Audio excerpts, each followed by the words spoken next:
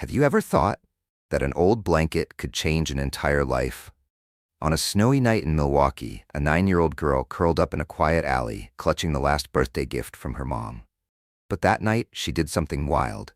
She gave away the only thing she had left. No one noticed. No one stopped. Except a dog, dying from the cold. This isn't a fairy tale. It's a strange, true story about two souls who'd lost everything and ended up saving each other twice. If you believe that even the smallest act of kindness can rewrite a fate, hit subscribe to Dog Stories, because here we tell the kind of stories that make you believe in good again. And now, let's go back to the very first moment, when it all started with a blanket and a glance. Milwaukee. In the dead of winter, the wind cuts through every corner of the city like needles against skin. Snow blankets the sidewalks, forming a thin layer of ice that glimmers under the dim, yellow streetlights. In a dark, narrow alley where the wind howls, a child curls up between two old trash bins. Lila, 9 years old, no home, no family, no voice. Her mother died less than a year ago from heart failure. Her father, convicted of assault, was never someone she called safe. After a rushed funeral in the rain, Lila ran away from foster care, driven by a vague instinct. She was safer on her own. She survived on scraps from fast food joints and the occasional coins someone dropped into her plastic cup outside the bus station. But what kept her warm at night wasn't money. It was a faded green blanket, frayed at the edges with a stitched letter L in the corner, the last birthday gift from her mom, along with a whispered promise. You have this. You have me with you. Tonight is colder than any night before. The wind howls through her thin, worn-out coat. Lila is searching for a new place to shelter when she hears something. Breathing. Not the wind. Not a person. It's a weak, shaky, broken breath. She tiptoes toward the end of the alley. Under the flickering light of a nearly fallen sign, a German shepherd lies flat on the ground. Its matted fur is filthy, stained with dried blood. The large body trembles with each breath, and cloudy brown eyes look up at her. Not barking, not whining, just looking. No words are exchanged. But something passes between those two gazes, like two lost souls recognizing each other. Lila stands still for a few seconds, cold, hungry. Her hands clutch the blanket wrapped around her. She kneels. One hand opens the blanket, the other gently pulls it back, and then she places it over the dog. Not because it's a dog, but because it's alive, and it's freezing alone, just like her. The dog flinches slightly but doesn't move. As the blanket settles over its body, its eyes slowly close as if it finally found warmth after too many long, restless nights. Lila sits beside it, leaning against the icy brick wall. She doesn't say much, but after a while, watching its faint breath, she whispers her first words in days. If you die, I'm alone again. That night, the snow kept falling. The city stayed cold and indifferent as always. But in a small alley in Milwaukee, a little girl gave away the only thing she had, not to gain anything, but because she simply couldn't do anything else. A small act, an instinctive choice. But that was the moment fate quietly shifted. Neither of those two shivering souls knew. From that minute on, they'd never be alone again. The next morning, pale sunlight stretched across patches of frozen snow on the sidewalk. The sounds of buses, honking horns, tires grinding on wet pavement. The city was waking up. But for Lila, what woke her wasn't the noise. It was warmth. A heavy, furry body was curled tightly against hers. Soft breaths warmed the sleeve of her coat. At first she panicked. Then she remembered. The dog. It was still alive. Not just alive, but pressed tightly against her, as if all night long it had found its safe place too. And that place was Lila. The blanket now lay draped halfway across its back, the rest covering Lila's legs. She pulled her hand out from her coat sleeve and gently touched its chest, still breathing. A slow, steady heartbeat. The dog opened its eyes, looked at her. No whimpering, no barking.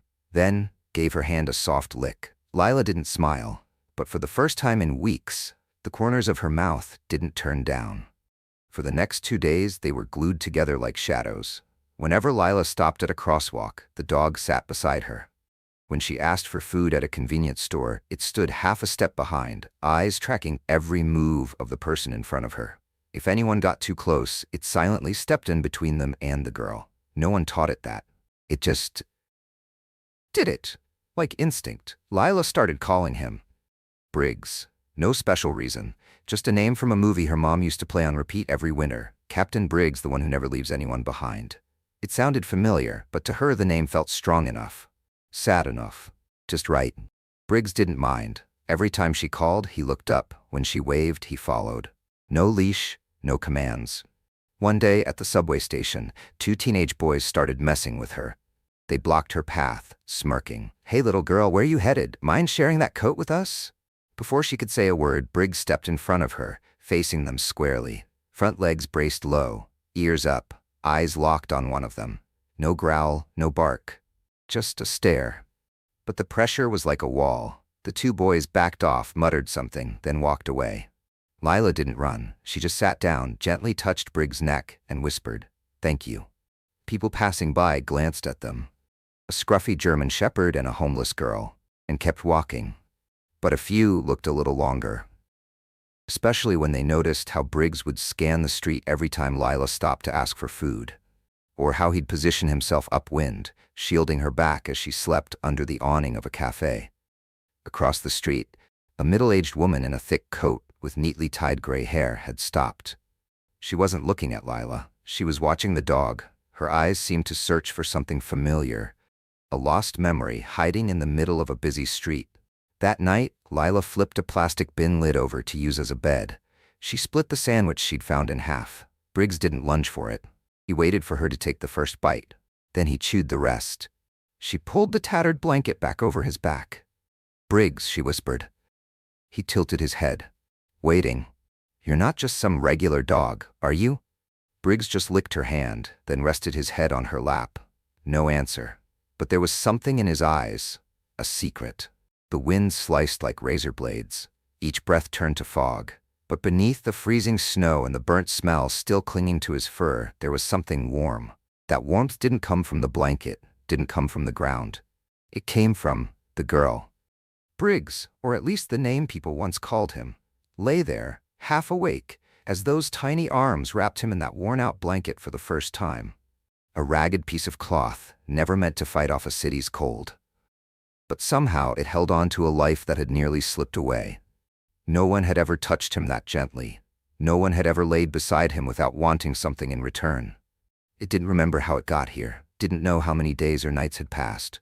But the smell of smoke, it still clung deep in its chest. In broken sleep, fragments of memory came flooding back. The first sound, a fire alarm, blaring, sharp, endless, then screaming.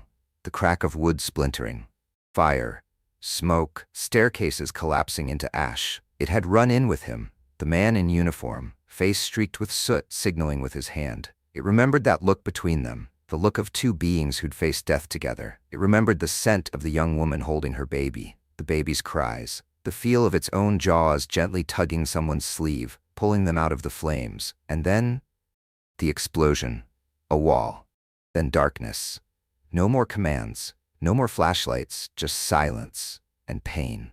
Briggs had once been a warrior, a tool for survival, but from that moment on, everything collapsed. It didn't remember how it crawled out of the rubble, didn't remember how many roads it wandered, how many people chased it off, how many nights it curled up in freezing storm drains. It only remembered. Loneliness clung to it harder than anything else. Until that night, the soft touch of a small hand. A whisper, "If you die, I'm alone again." It didn't understand the whole sentence, but it understood the emptiness in that voice because it carried the same hollow space in its own heart. Since that day, two small shadows quietly moved through the vast city. Lila always walked half a step ahead, but every time she stopped, Briggs stopped too. Whenever she sat down on the curb, Briggs lay beside her, blocking the wind. No one gave him commands. No one trained him. But every move he made seemed to have one purpose: to keep the girl safe. By day, they tucked under old awnings. By night, they found quiet corners in the dark. No place was home, but none felt as terrifying as before, because neither of them was alone anymore. Briggs had thought he'd left the world behind in that fire. But that girl, tiny, fragile, with nothing but a worn-out blanket, had brought him back. Not with words, with one small act, something the world wouldn't notice, but enough to make a dog who had nearly given up rise again. And slowly, step by step, he started to remember who he used to be. No name, no handler, no unit. But beside this girl, he didn't need any of that. He just needed to follow her. Morning in Milwaukee was bitter cold.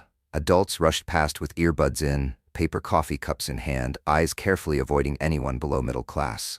Near the bus stop at 14th Street, Lila sat tucked behind a traffic pole, a cardboard sign scribbled with smudged marker. "I sing for coins, not pity." No one stopped for the words, but her voice, that was different. It was an old lullaby, one her mom used to sing every night, soft as mist, quiet enough that you had to walk close just to hear it. But those who did often turned back. People usually expect homeless kids to belt out street rap or shout the latest pop hit, but Lila only sang old lullabies. Her voice wasn't loud, but it was real. And there was something in it that felt missing. Maybe that's why people felt it. Briggs lay beside her, eyes scanning constantly. At first, he just sat still, like a cute backdrop. But over time, almost like he understood her job, he started to perform. Whenever she reached the chorus, Briggs would tilt his head just slightly, that perfect expression that makes anyone watching go, "Ow!" An older man stopped to film. A woman dropped a few bills into the plastic cup. After that, anytime someone walked by without stopping, Briggs would let out a soft bark, just loud enough, then look up at them, eyes saying, "Hey, this girl's singing." No growling, no fuss, just one bark, one look, and strangely, it worked. At that moment, a blue pickup truck stopped near the intersection. The driver, a man in his early 50s, wearing a leather jacket, short gray hair, eyes heavy with thought, turned his head almost by accident. Reed, a retired firefighter. Forced out after a spinal injury during a failed rescue. Since leaving the station, he'd kept to himself, doing delivery runs, staying far away from anything that even hinted at rescue. But that morning, what caught his eye wasn't the girl. It was the dog. Briggs had just tilted his head and scanned the area. Then, with a quick glance, he signaled, a subtle shift of his eyes to the right, toward a man who had been about to pass without noticing. The man paused, looked at the girl, pulled out his wallet. Reed held his breath. That glance, it was a K9 signal. Not every dog knows it. Only specially trained dogs, ones from emergency response units, are taught that kind of reflex. And that look, Reed had seen it hundreds of times. In fires, in smoke, in buildings seconds from collapsing. His heart skipped a beat. Reed pulled out his phone. He didn't film, didn't call anyone. Just opened his notes app and typed a few lines. 14th Street corner, young girl, German Shepherd, gave K9 signal. He sat in the truck for a while, watching from a distance. The girl kept singing. Briggs kept doing what no one had taught him, drawing attention, protecting her, and making people stop. Reed didn't know exactly what it was that hit him so hard, but it stayed with him, like smoke in the lungs that never fully leaves. But deep down, he knew. This dog isn't a stray. It used to belong somewhere. Reed didn't approach right away. He watched from across the sidewalk. The girl was still sitting there, back against the traffic pole, her voice softer now as the wind picked up. The German Shepherd, that dog, still lay beside her patiently. Looked like it was resting. But Reed could tell its neck wasn't loose, ears still tuned, eyes still scanning. When a gust of wind blew across the street, it lifted a piece of paper beside Lila and sent it flying. She jumped up to chase it. The paper flew straight toward Reed. He bent down and picked it up, and when he looked up, Briggs was already standing between him and the girl, defensive posture. No bark, no growl, but unmistakably assessing him. Reed didn't back away, didn't step forward either. He simply raised his left hand slightly, palm open, tilted at a specific angle, the stop signal. Briggs flinched. For a split second, his ears twitched, his eyes blinked fast, and then he sat. No voice command, no words, just a hand gesture, and the dog responded like it was muscle memory. Lila stepped back, eyes wide. She didn't understand what was happening, neither did Reed, not completely. But he knew one thing for sure, that kind of reaction doesn't come from a street dog. "My name's Reed," he said, voice low and steady. "Used to be a firefighter, used to train K9s too." Lila didn't answer. Her hand gripped the blanket strap tight around her waist. "I'm not here to do anything bad, but if this dog was trained the way I think he was." He pulled an old business card from his wallet and held it out to her. "He'll remember me, or at least remember the kind of person I am."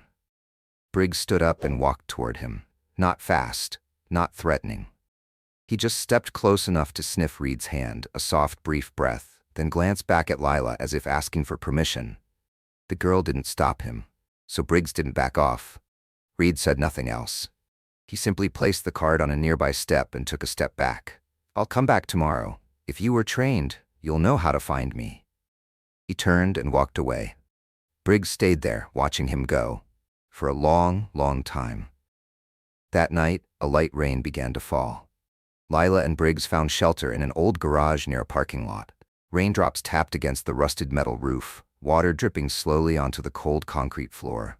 The girl curled up tight, the worn-out blanket covering more of Briggs than herself. In the middle of the night, Briggs began to stir. At first, just a twitch in his leg. Then stronger. His front legs pushed against the ground, like he was running in a dream. Then a low growl escaped his mouth, not loud, but haunting. A soft whimper followed, not from fear, but something that sounded more like pain.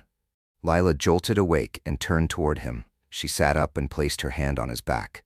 "Briggs?" He flinched, eyes snapping open, looked around. It took a few seconds for him to realize it was her. Then, he dropped his head onto her feet, let out a long exhale like something heavy pressed on him every single night. Lila gently ran her hand along his neck, and under the thick fur, she felt something. A small, firm spot, like a scar. Or something implanted. She never thought much about it before. But now, after the strange reaction that morning and this restless, haunted dream, a thought began to take shape. Briggs wasn't born to live on the streets. Maybe he used to be someone, and maybe someone once needed him. Lila lay back down, pulling the blanket over both of them. She didn't know anything about the canine world, about the military or firefighting, but she knew what it felt like to have a place and lose everything. And she saw that same feeling in the eyes of this dog. The next day was still cold. Snow began to fall in soft, scattered flakes. Reed returned to the same street corner where he'd left his business card the day before. Lila was still there, curled beneath the faded blanket, leaning against the old traffic pole. Briggs lay close beside her, his head resting on her legs, eyes scanning the street, alert as always. As Reed approached, Lila looked up. She didn't flinch, didn't hide, didn't smile. She just looked at him, cautious but clear-eyed. No one said anything for a moment. Then finally, the girl stood. And Briggs stood with her. No questions, no pressure. The girl gave a tiny nod, then quietly followed him toward the old pickup parked across the street. Briggs jumped into the back seat. Lila climbed in beside him. Reed didn't look back. He just said, under his breath, "No one's forcing you. But if you want to know the truth, come with me."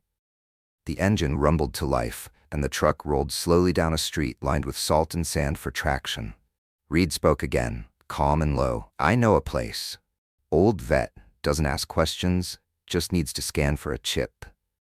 Lila didn't answer, but she didn't resist either. Briggs glanced at her for a beat, then quietly stepped down from the truck. The small clinic sat on the outskirts of town, its faded sign reading, "Dr. Sam's, Vet and Rescue." Inside, the air smelled of disinfectant and rubber, a scent so familiar it made Briggs pause at the doorway. Lila felt the tension in his steps, but she said nothing. She just bent down, gently touched his neck, and whispered, "It's okay, Briggs. I'm here." Briggs looked at her, then kept walking.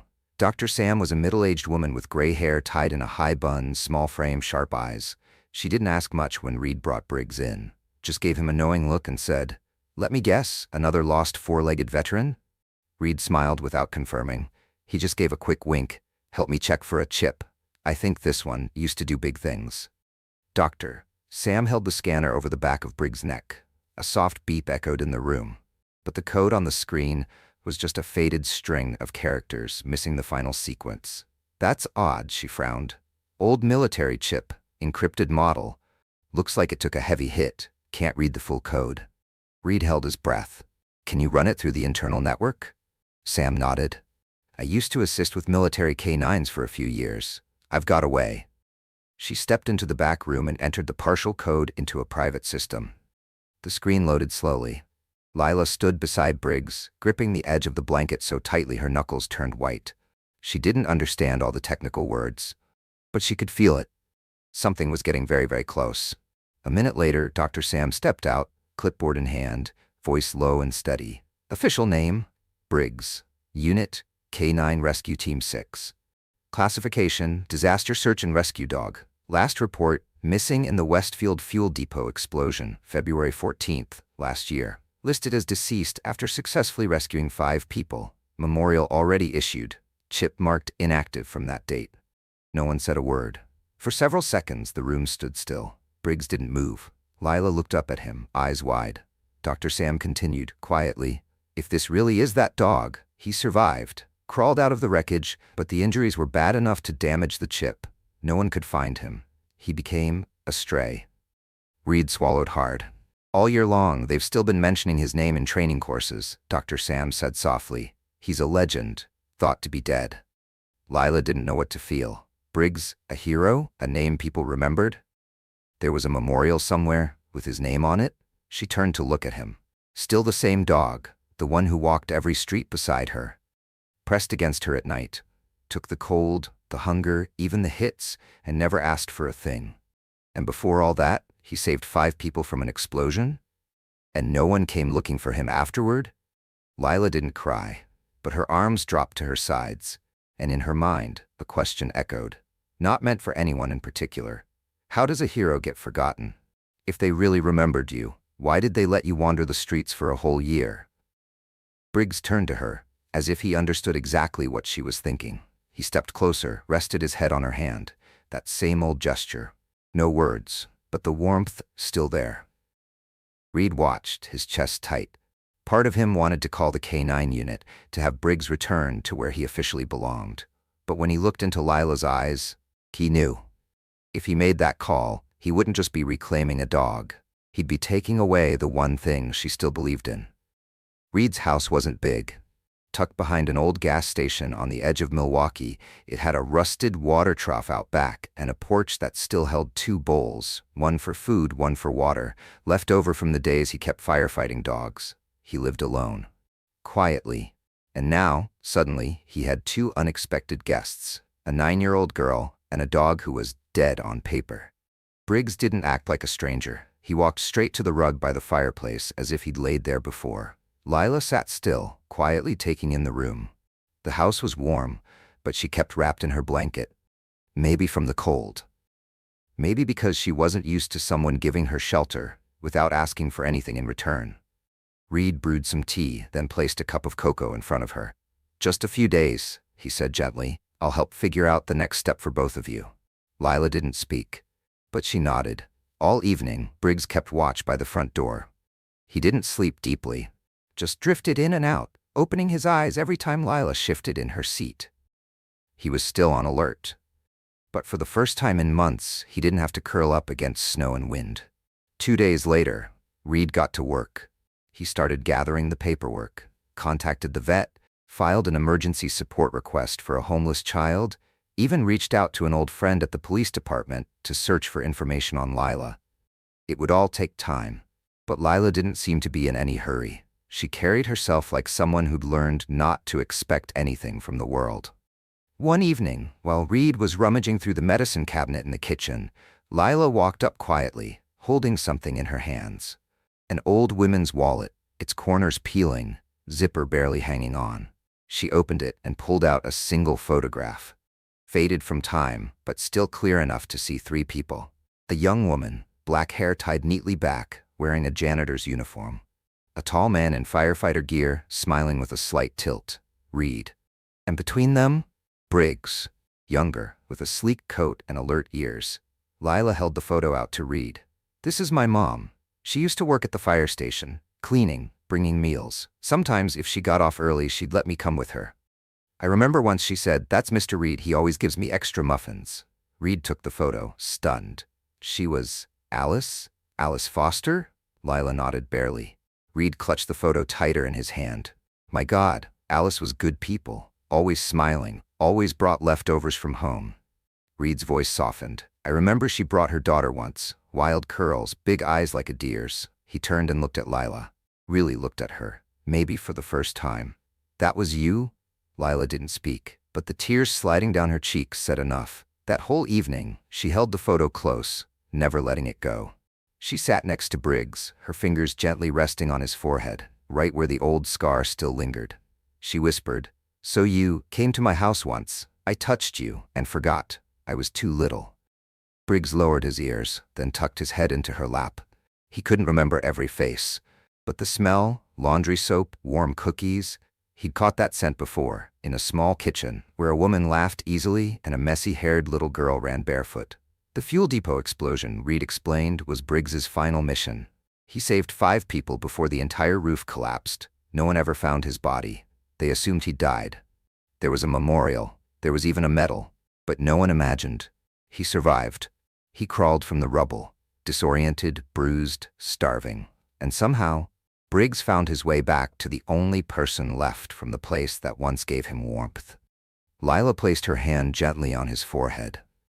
"You didn't go back to the team. You didn't return to the base. You walked for a whole year, just to find me." There was no grand music behind the words, no dramatic pause, just quiet truth. But it was enough to make Reed, standing behind the kitchen door, hold his breath. Reed knew better than anyone. Dogs like Briggs don't just get lost. They don't easily lose their way. Unless they're heading, on purpose, toward the only place they want to go. And that place was a home. A person who once reached out and touched their head in a tiny kitchen filled with warmth. That night, for the first time, Lila fell asleep without clutching the blanket. She let it cover Briggs instead. And Briggs lay in his usual spot, eyes half closed, breathing steady. Reed stood and watched as the 2 survivors finally rested. The firelight flickered against the old photo on the table, and he understood something. Sometimes, the greatest gifts don't come when we think we deserve them. They come in the strangest ways, right when we need them most. 3 days after discovering the old photo, Reed brought Briggs back to Fire Station 9, the place where the dog had once trained, once served, and was once believed to have died in the line of duty. Reed didn't say much. He simply laid a faded photo on the new commander's desk, along with a vet report and the partially restored chip data. "Briggs is alive," he said, and he found his way back in a way no one ever expected. From there, the story spread fast. A dog thought dead returns after a year, not only surviving, but saving a homeless child in the dead of winter. A child once forgotten, kept warm night after night by a 4-legged hero with nothing left but his own battered body and the instinct to protect. The news spread, from the fire station to the local papers, then onto social media. People who had once known Briggs started sharing old photos, old stories, and slowly a fundraiser was launched, under a name that said it all. The Dog Who Came Back, the story of Briggs and the girl once lost. And then, they decided to hold a ceremony. Not because Briggs needed it, but because the community needed something to believe in. The ceremony was held at Fire Station 9, the same place that once displayed a memorial plaque. Briggs, K9 fallen in the Westfield explosion. That plaque was taken down, and in its place, they raised a new one. Briggs, K9 survivor, returned from the ashes. The whole small town seemed to know the story of Lila and the dog who once saved 5 lives, then vanished, came back, bringing with him a girl the world had nearly forgotten. That day, Briggs didn't wear a vest, just a deep red scarf around his neck, hand-stitched with the words, "Still here? Still brave." As he walked onto the stage beside Lila, he didn't bark or pose or perform. He simply moved beside her. Calm eyes, steady frame. Ears upright as if saying, "I don't need a medal. I just need to be here, with her." After the ceremony, donations poured in from all over. A local business stepped forward and offered to cover 1 year of housing for Lila and Reed. A group of retired firefighters offered a special kind of scholarship. Not money, but a hands-on training course in K9 care, designed just for kids. But the most important gift came from Reed. That night, as the 3 of them sat by the fireplace, he handed over a folded document. Name of the guardian, Reed Mitchell. Name of the minor, Lila Foster. Lila's eyes widened. Briggs stood up, pressed his head gently against her hand. Reed gave a quiet smile. "I'm not great at being a dad," he said, "but I know one thing.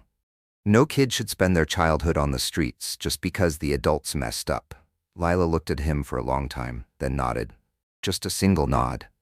But this time, not out of caution, out of trust. In the days that followed, as the paperwork settled and the world stopped spinning, Lila began a life that was entirely new. No more sleeping on sidewalks, no more clutching a blanket to survive the night. She still stayed quiet, still careful with her words, but her eyes didn't scan the room like they used to. And Briggs, he settled into the sound of lawn sprinklers, the clinking of dishes in the kitchen, and afternoons where he no longer had to watch his back. And then, something natural happened.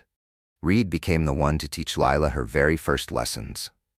He never thought he'd do anything big again, but Briggs had pulled him back in, and somehow brought this girl with him. Reed didn't use lesson plans. He taught from experience, the same way he once spoke to rookie firefighters just starting out. If you want a dog to listen, don't make it afraid. If you want loyalty, let it choose to stay. Lila listened, not just with her ears, but with eyes that had already seen fire, cold, and loss. She didn't need a training whistle. She didn't need a leash. She simply sat beside Briggs, placed a gentle hand on his shoulder, and whispered. No commands, just connection. Briggs understood. Not just because he'd been trained, but because he'd survived. The other kids in the class, many of them also marked by loss, by violence, by loneliness, looked at Lila and Briggs like living proof of something bigger. Wounds don't make you weak. They mean you fought. Briggs was no longer a mission K9.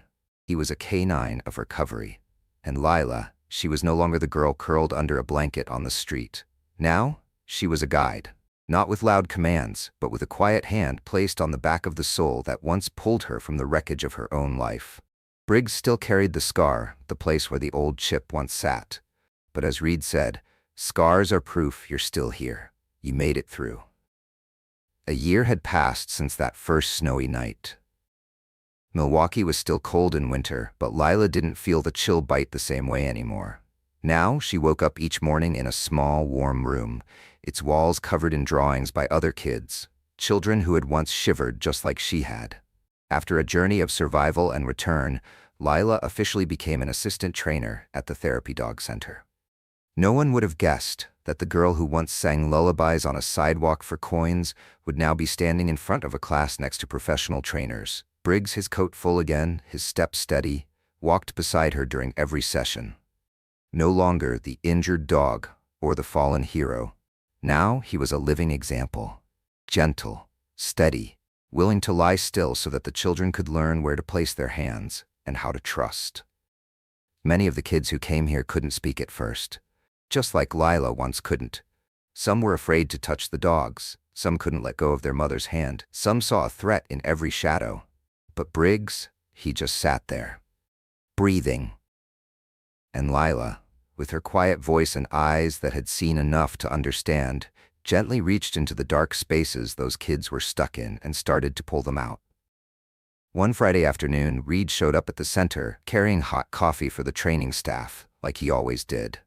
From outside the glass doors he saw her, the curly-haired girl who used to sleep on concrete, now standing in the middle of the room, one hand resting lightly on Briggs' neck, her gaze calm and steady, focused on a young boy stiff with fear. Lila didn't say much. She just leaned in, whispered something soft, the same way she once did with Briggs, a year ago. The boy looked at the dog, then looked at the girl. The boy reached out, his hand trembling. Briggs didn't move. He simply lowered his ears, waiting. And then that small hand touched the top of his head, just a soft, hesitant touch, but enough to make the boy's mother, watching from outside, burst into tears. Reed stood still.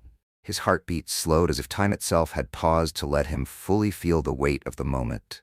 The girl he once found on a frozen street was now saving someone else, in the same quiet, steady way Briggs had once saved her. Late in the afternoon after the class had ended, Lila stayed behind in the training room, sunset light slanting through the window. Briggs rested his head on her lap, just like he always did.